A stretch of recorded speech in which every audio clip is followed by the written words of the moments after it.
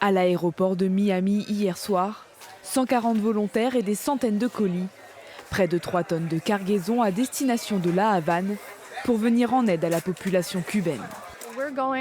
Nous allons importer des provisions, beaucoup de matériel médical, de la nourriture et des équipements scolaires. Car ils ne reçoivent pas d'essence, ils n'ont pas d'électricité. Des Cubains à bout, car depuis plusieurs années, une grave crise économique paralyse leur pays. Une situation accentuée par le blocus pétrolier imposé par Washington depuis janvier dernier, privant régulièrement les 9 600 000 habitants d'électricité.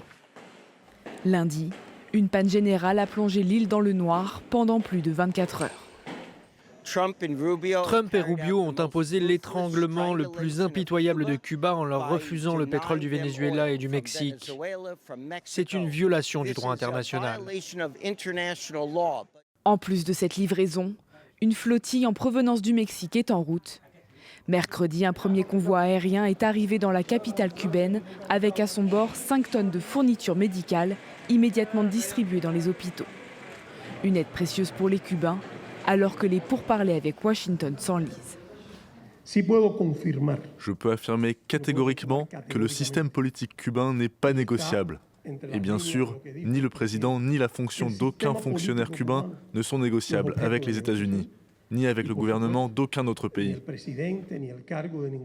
Des convois organisés par une coalition internationale de syndicalistes, humanitaires et figures politiques s'organisent pour acheminer de l'aide régulièrement dans le pays.